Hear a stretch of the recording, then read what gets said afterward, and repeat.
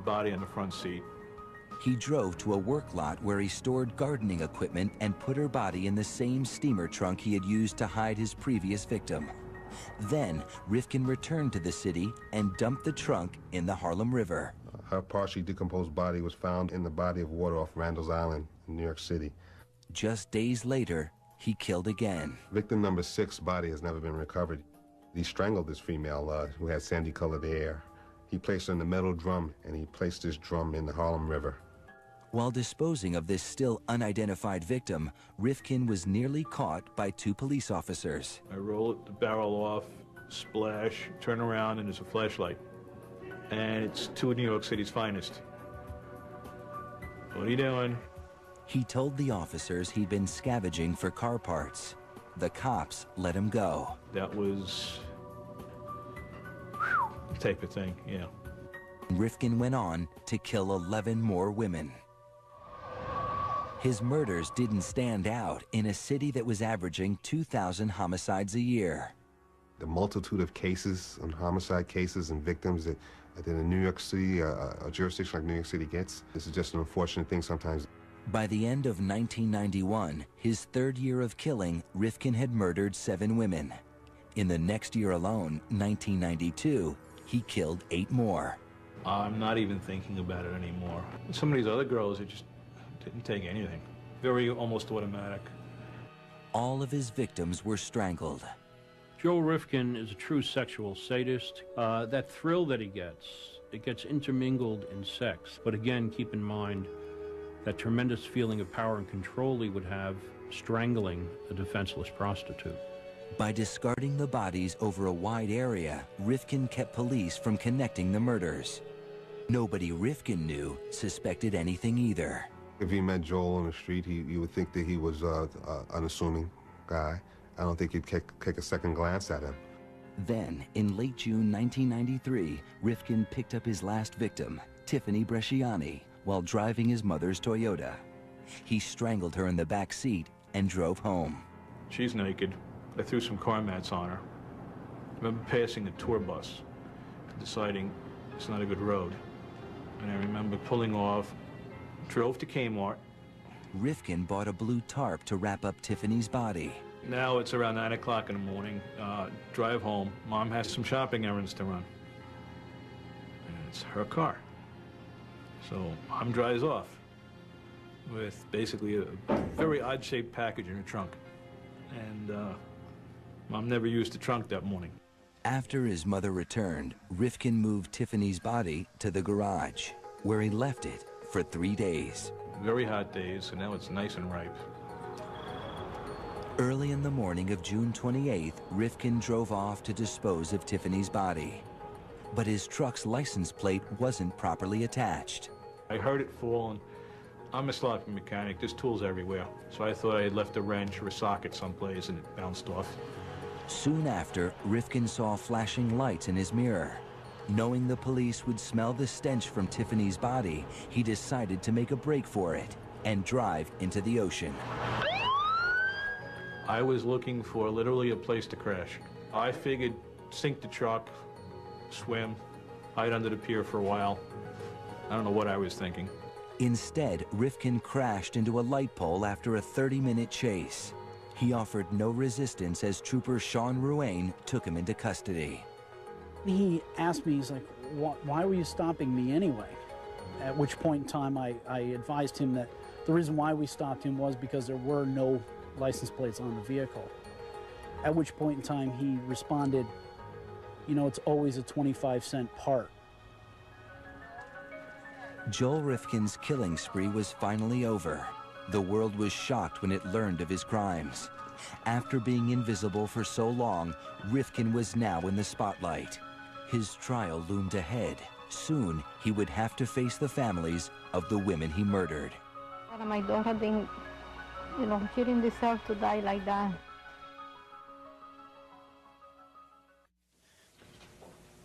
I'm not guilty. Unlike his victims, Joel Rifkin would not have to fight for his life at any of his trials.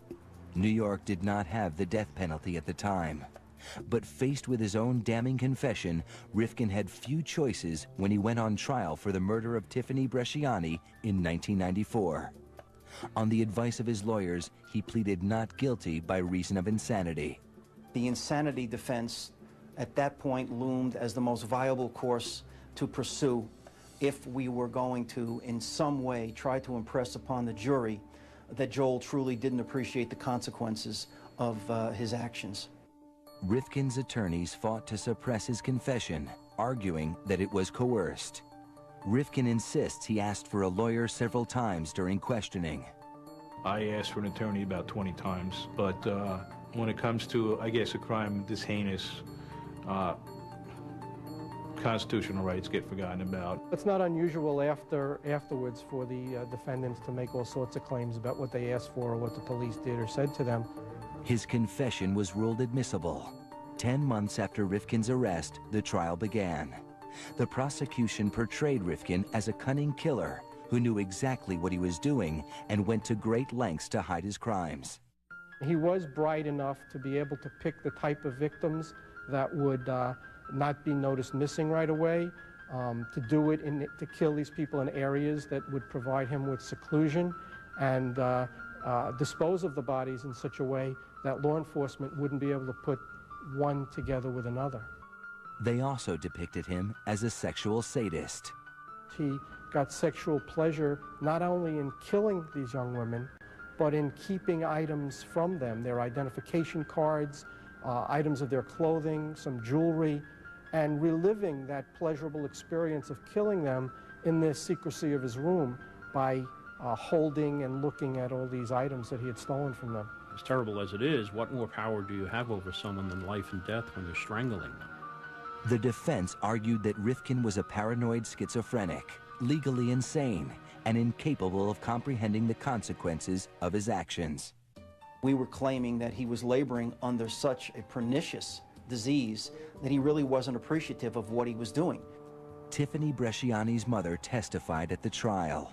I knew I had to take a stand not only for my daughter, but for all women in the world. The mothers of 2 other victims were constant fixtures at the courthouse, demanding justice. They wouldn't let me do it, I'll kill him myself. Rifkin's mother was there as well, standing by her adopted son in spite of his gruesome crimes. I didn't know what unconditional love was until my arrest. In the courtroom, Rifkin appeared disinterested, falling asleep several times during the trial. After 2 weeks, both sides made their closing arguments. The dead, even though disposed of, were dates to Joel Rifkin. His mind never drew the connection between what was real, what was fantasy, what was life, what was death. He knew when he killed Tiffany Bresciani that he was a serial killer. He knew it. He was studying it, he was reading about it. He had articles on Jeffrey Dahmer and Arthur Shawcross and others in his room. And he was doing it to satisfy his own sexual perversions. The case went to the jury.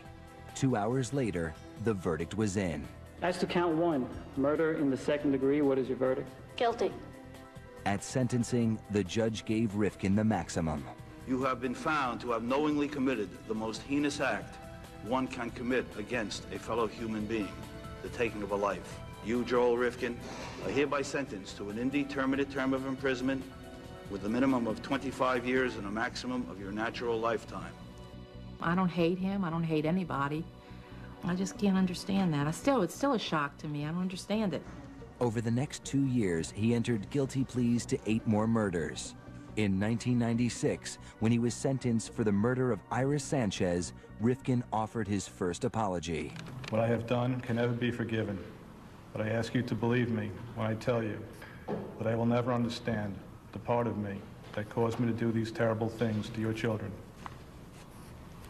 Not only will I go to my death reliving these horrors, but I will go there never knowing why I did them at all. You all think that I am nothing but a monster, and you are right. Part of me must be. The judge was unmoved. Mr. Rifkin, in case there is such a thing as reincarnation, I want to be sure that you spend your second life in prison also. In all, Joel Rifkin was sentenced to more than 200 years in prison. Today, he has nothing but time to contemplate.